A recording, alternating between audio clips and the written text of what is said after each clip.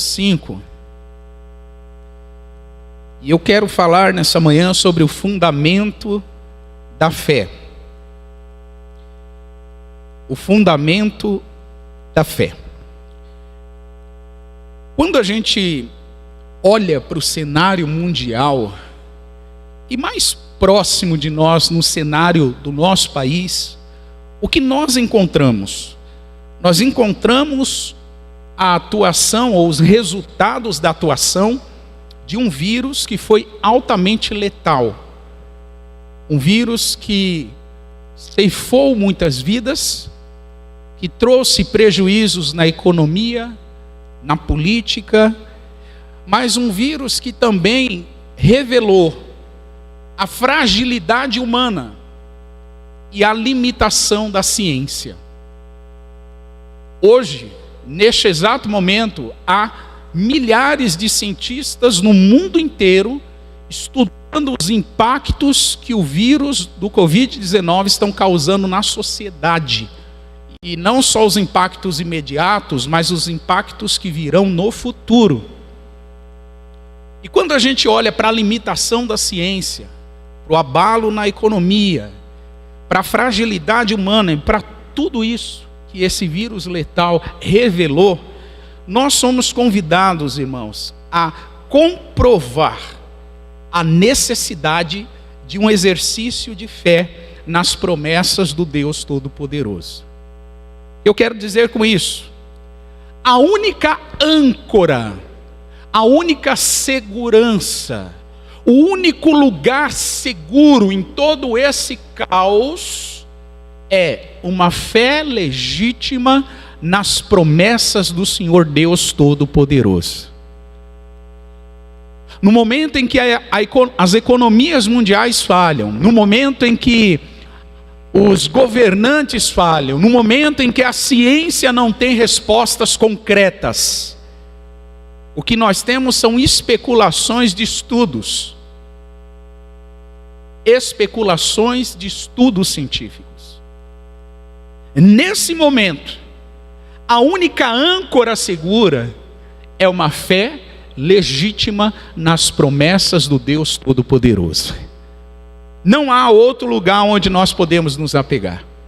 E é sobre isso que a Bíblia vai dizer em 2 Coríntios 5, verso 1 a seguir. Eu quero te convidar a ler comigo. 2 Coríntios capítulo 5 e verso 1.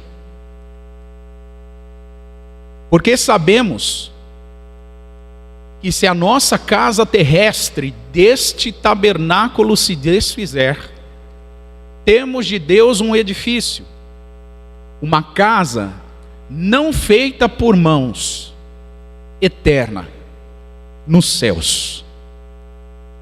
E por isso também gememos, desejando ser revestidos da nossa habitação, que é do céu. Se, todavia, estando vestidos, não formos achados nus.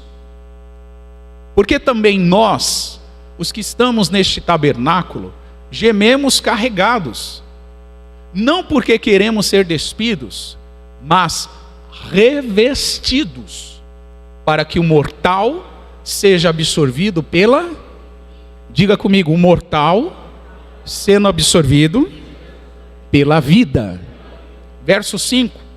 Ora, quem para isto mesmo nos preparou foi Deus, o qual nos deu também o penhor ou a garantia do Espírito. Por isso estamos sempre de bom ânimo. Por isso estamos sempre de bom ânimo. Sabendo que enquanto estamos no corpo, vivemos ausentes do Senhor. Você pode ler o verso 7? 1, 2, 3. Porque andamos por fé e não por vista. Paulo, nesses 7 primeiros versículos que acabamos de ler, ele fala sobre a vida eterna, e ele ilustra a vida eterna como um corpo natural humano que se desfaz e se reveste de um corpo espiritual, um corpo revestido de imortalidade, um corpo revestido e preparado, pronto para desfrutar da eternidade. E Paulo mostra também nesta ocasião que a construção deste corpo ou desta casa, ele usa a expressão deste tabernáculo, que é feita por Deus, ela é feita através de um processo de desapego, um processo de gemidos, um processo de sofrimento. Paulo está dizendo que esse corpo vai ser revestido da imortalidade, e até que isso aconteça, isso está acontecendo parcialmente no nosso processo, na nossa jornada de vida. E Paulo, ele se preocupa em deixar isso muito nítido para os cristãos ali de Corinto. Ele faz esse esforço, e ele mostra que enquanto isso acontece, nós precisamos ter duas atitudes. Número 1, nós precisamos ter a convicção do Espírito, uma convicção que é a garantia do Espírito, ou seja, eu tenho que ter uma certeza que não é filosófica, uma certeza que não é fruto da autoajuda, uma certeza que não é fruto do meu conhecimento ou do que eu aprendo nos ambientes acadêmicos, não. O Paulo fala sobre um nível de convicção profunda nas promessas de Deus. E Paulo diz que isso vai ser uma âncora, isso vai ser uma certeza, vai ser uma garantia de que nós estamos fundamentados na fé. A segunda atitude que Paulo mostra aqui é que nós precisamos andar por fé. Diga comigo, andar por fé. Pastor, o que significa andar por fé? Significa ter um modelo de vida, um modelo de atitudes que não nos deixa presos, que não nos deixa limitados e restritos quando as dificuldades começam a surgir, porque elas surgirão. Porque o dia mau bate na porta da casa de todo mundo. Porque as angústias fazem parte da vida presente. E Paulo diz que se para cada angústia, para cada dor, para cada sofrimento, eu começar a me remoer, a me acuar, a me esconder, a fugir, isso é um sinal nítido que eu não estou vivendo por fé.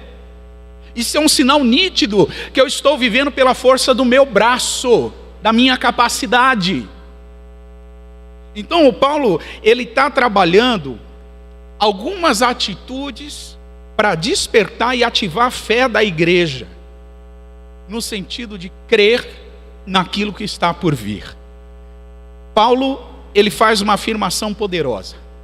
O verso 7, que aparece na tela para nós.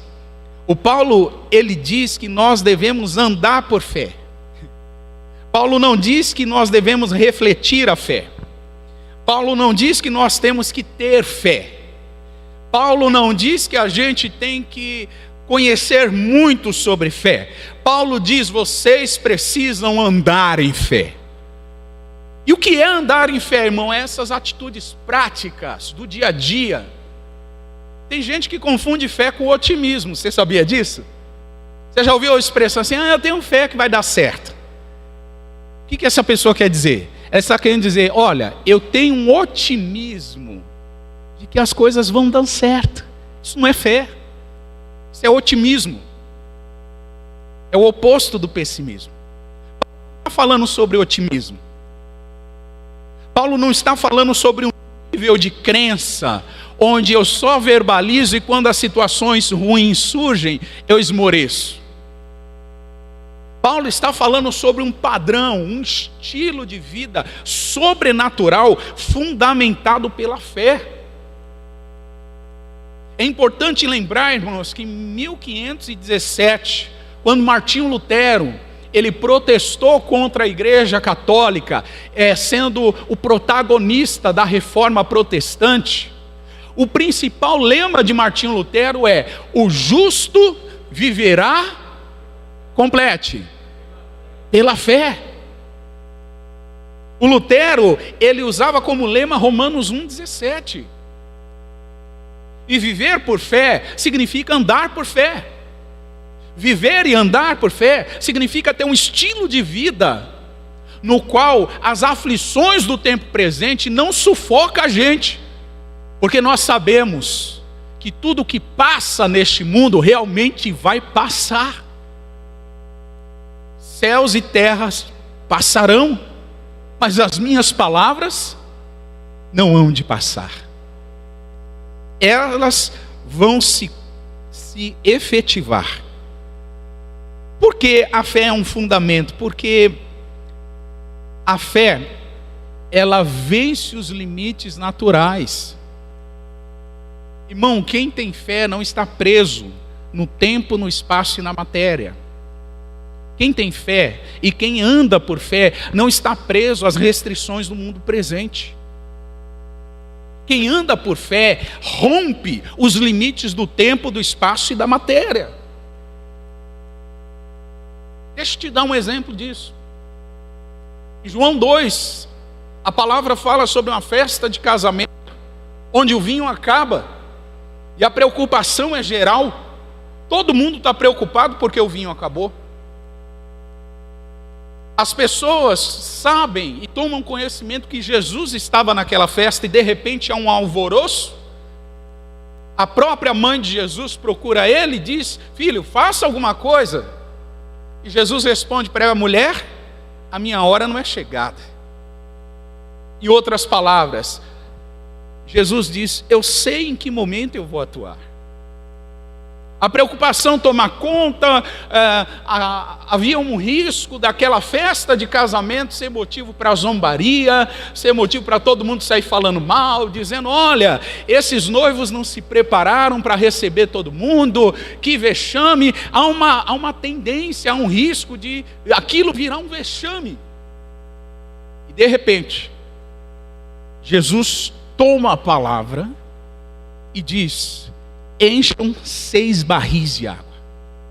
Eles enchem aqueles barris de água, e Jesus manda o mestre-sala, o anfitrião, ir lá pegar vinho nesses barris. E quando ele pega, pensando que é água, a Bíblia diz que a água tinha se transformado em vinho.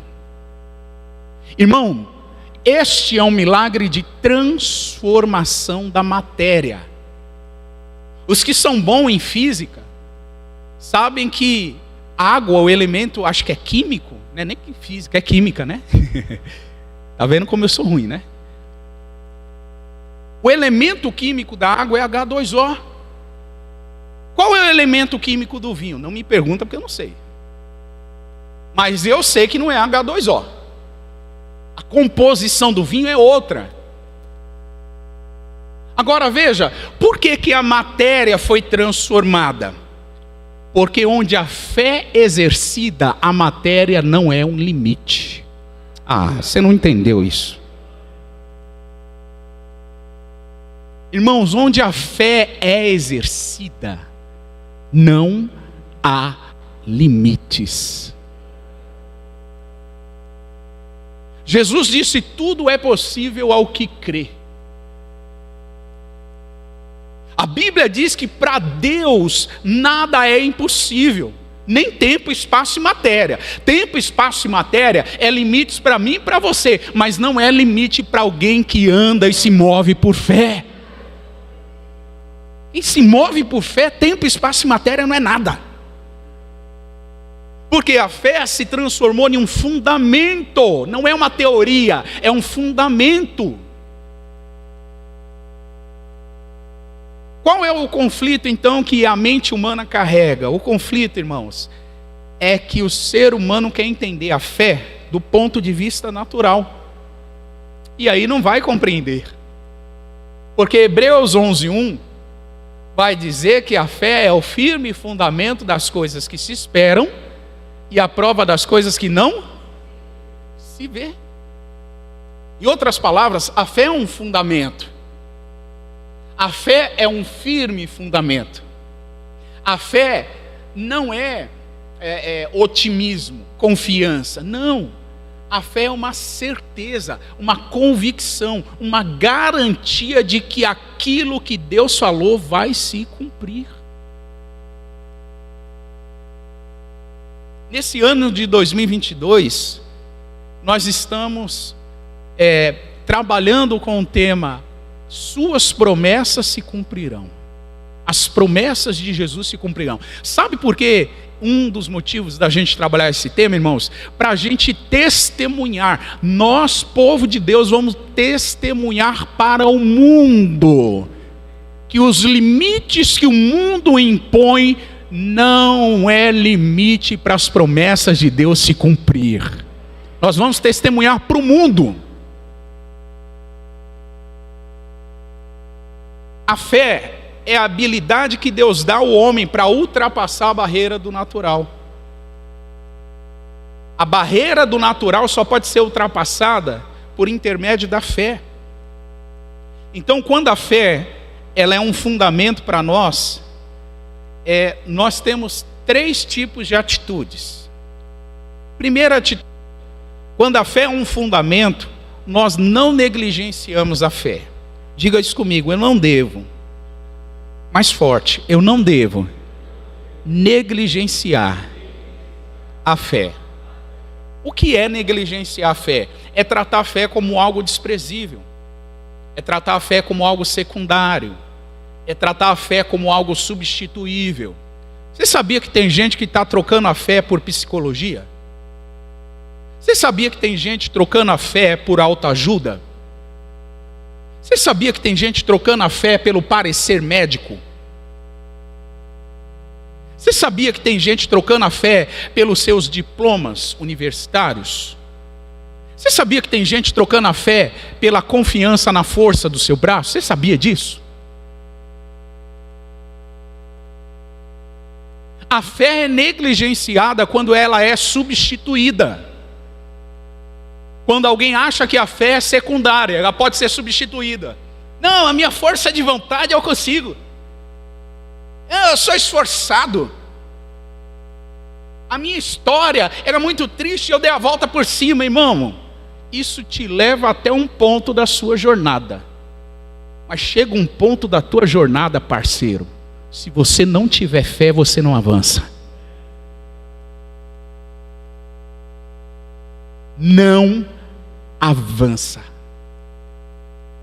Fica preso. Então, a fé é um fundamento para nós quando a gente não negligencia ela. Olha o que diz Mateus 23 e verso 23.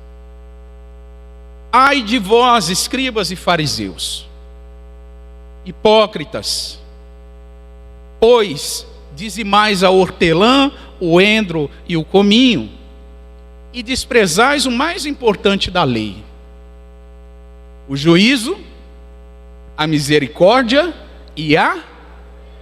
Deveis, porém, fazer estas coisas e não omitir aquelas.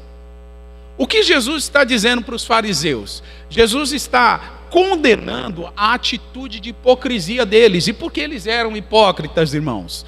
Porque eles priorizavam algumas coisas, eles priorizavam dar dízimo do hortelã, do endro e do cominho, mas eles desprezavam a fé, o juízo e a misericórdia. Em outras palavras, Jesus está dizendo, não despreze a fé, porque a fé é importante. A fé é fundamental. A fé é insubstituível.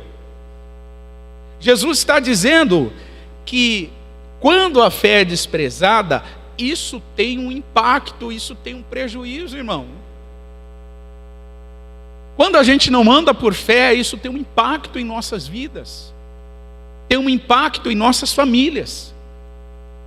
Tem um impacto nos projetos que Deus tem para nós. Então, em primeiro lugar, a fé é um fundamento quando você não negligencia ela. Segundo lugar, a fé é um fundamento quando ela é a base do seu relacionamento com Deus. A fé precisa ser base do nosso relacionamento com Deus. Nós vamos encontrar na Bíblia muitas passagens que afirmam isso, que a fé é o fundamento, é a base, é o recurso excelente pelo qual nós nos relacionamos com Deus. Romanos capítulo 5, preste atenção nesse texto, e verso de número 1. Tendo sido, pois, justificados pela sua força de vontade, pela autoajuda, pelo parecer dos médicos, vocês foram justificados. É isso que está escrito aí? Nós fomos justificados por intermédio do que, irmão? Fé. E porque fomos justificados, temos paz com Deus. Paz. Shalom. Temos paz com Deus por intermédio do nosso Senhor Jesus Cristo. O que Paulo está dizendo é que aqueles que têm paz com Deus só podem ter por intermédio de Jesus. E só podem ter por intermédio de Jesus porque foram justificados pela fé. Pela fé. Hebreus 11:6 vai dizer que, ora, sem fé é impossível agradar a Deus. Deixa eu abrir um parênteses aqui. A Bíblia diz em Hebreus 11 algo que a gente não vê em outro lugar das Escrituras. Alguém já leu na Bíblia assim, por exemplo, sem ler a Bíblia é impossível agradar a Deus? Você já leu isso em algum lugar? Não.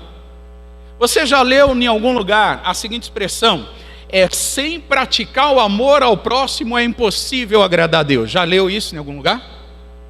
Não. Você já leu em algum lugar da Bíblia a expressão sem orar é impossível agradar a Deus? Você já leu isso na Bíblia? Não tem na Bíblia. Ou você já leu na Bíblia, sem jejuar é impossível agradar a Deus? Você já leu isso na Bíblia? Não leu na Bíblia. Sabe por quê? Porque não tem.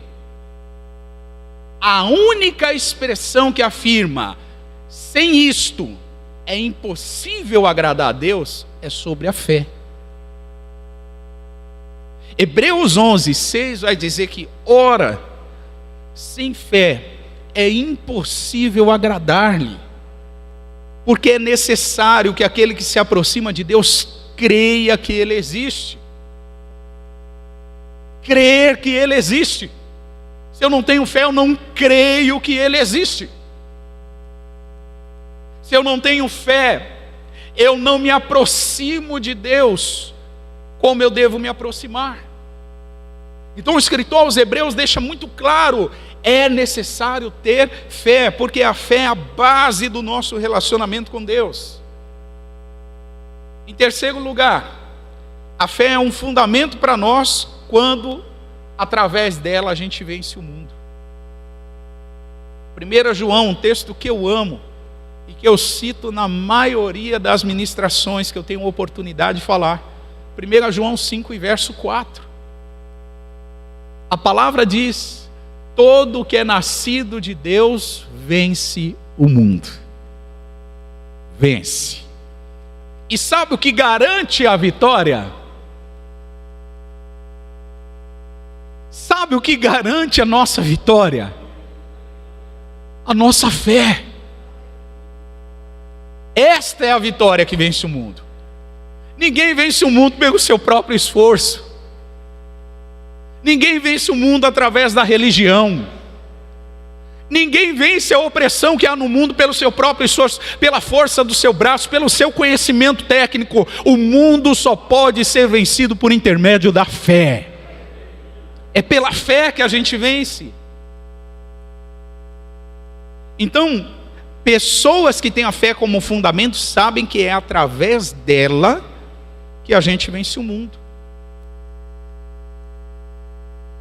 A fé é um fundamento quando eu não negligencio A fé é um fundamento quando ela é a base do meu relacionamento com Deus, e a fé é um fundamento quando, através dela, eu venço o mundo.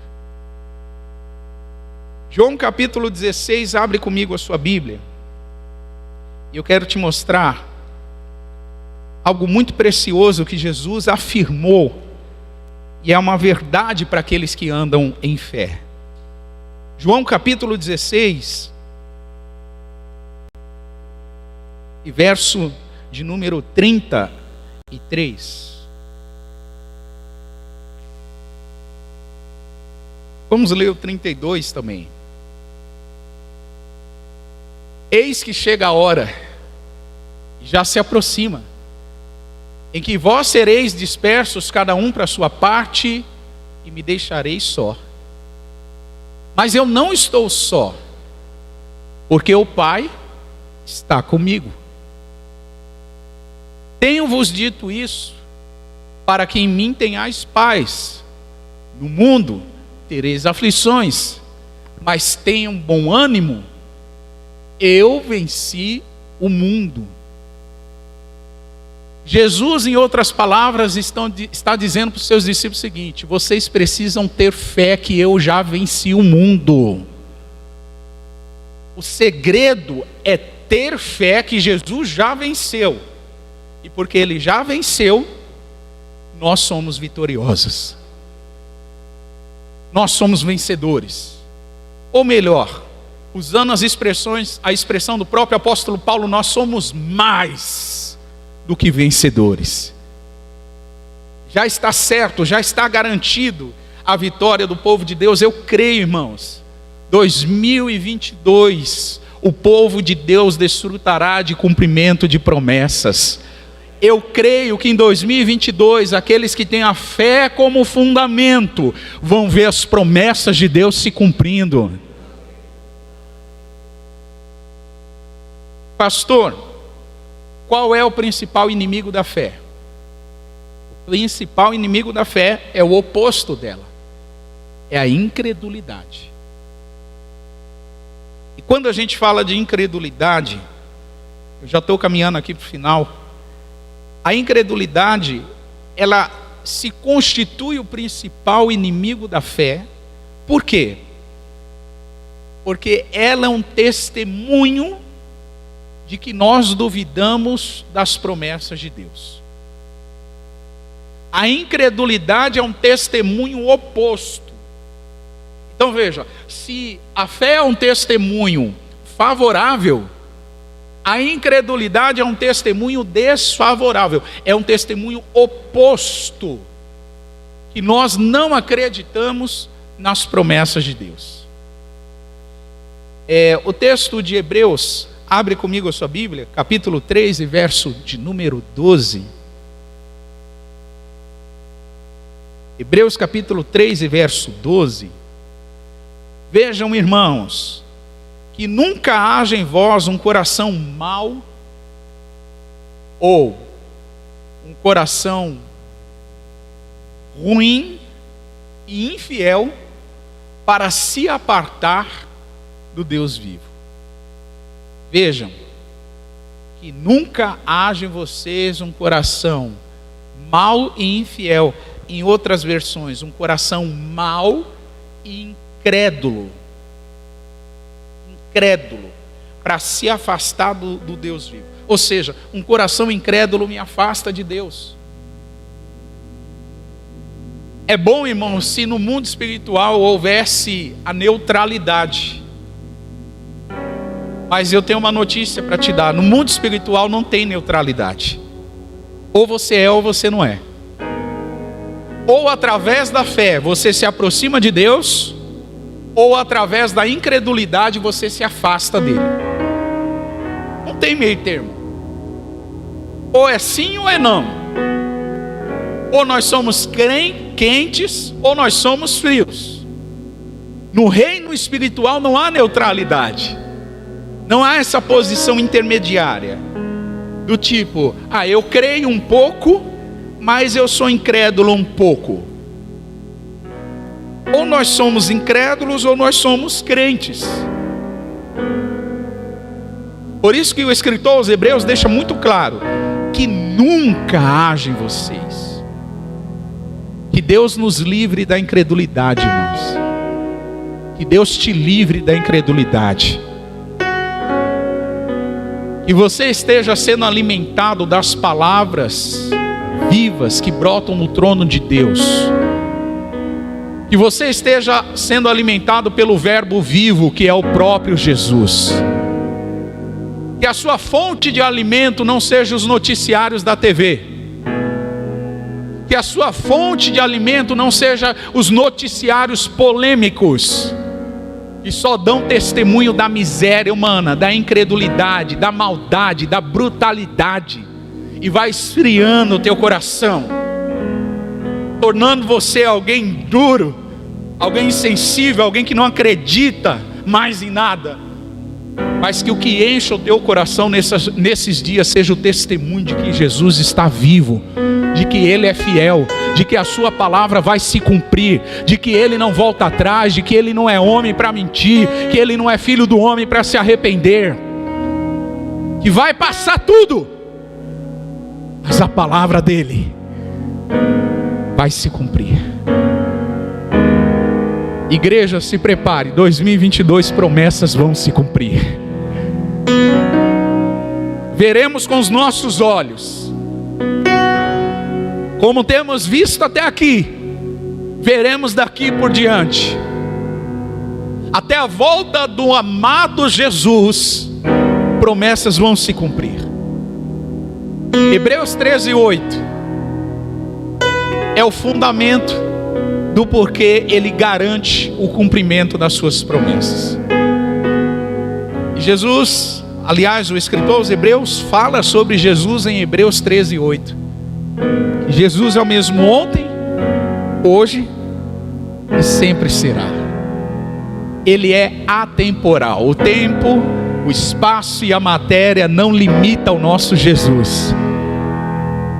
As suas restrições, as restrições da sua família, as restrições da sua cidade, as restrições do seu país não limitam o nosso Jesus. Creia nisso. Ande por essa verdade. Não seja alguém que só verbaliza, mas alguém que tem esse estilo de vida prático. Eu termino voltando para Coríntios 5. Onde Paulo está dando testemunho poderoso sobre o que acontece àqueles que creem. No versículo 7 ele vai dizer: porque andamos por fé e não por vista. Paulo está dizendo, a fé é um fundamento. A fé não é negligenciada. A fé, nós temos essa garantia, essa âncora, essa certeza de que as promessas dele vai se cumprir.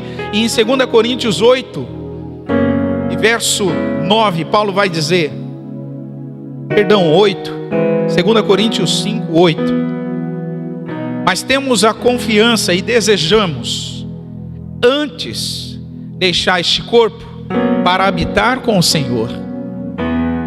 Paulo está falando da morte. A certeza de Paulo era tão grande, irmão, que transcendia a morte. Numa outra carta aos Filipenses ele disse: o viver é Cristo, mas o morrer é lucro. Ele falou: a minha fé transcende a vida. O meu corpo pode se desfazer, eu posso falecer, mas a minha fé é eterna. A minha fé, ela redunda para a eternidade. Eu tenho essa certeza, essa confiança. Versículo 9: pois que muito desejamos também ser-lhe agradáveis. Paulo está falando sobre o tipo de tratamento que ele queria ter com os irmãos. Ele queria ser agradável, seja por carta ou seja pessoalmente, presencialmente. E aí o Paulo termina dizendo no versículo 10: porque todos devemos comparecer ante o tribunal de Cristo, para que cada um de nós receba o segundo o que tivermos feito por meio do corpo, ou bem ou mal. Paulo tinha certeza da recompensa e a certeza do comparecimento diante do tribunal de Cristo. Paulo carregava essa fé. E a fé que era um fundamento para Paulo, é a fé que deve ser um fundamento para a igreja nesse tempo. O justo vai viver por fé, irmãos. Os nossos olhos vão testemunhar que aqueles que ficam de pé pela graça de Deus e pela fé expressa nos seus corações. Eu quero te convidar a se colocar de pé nessa manhã.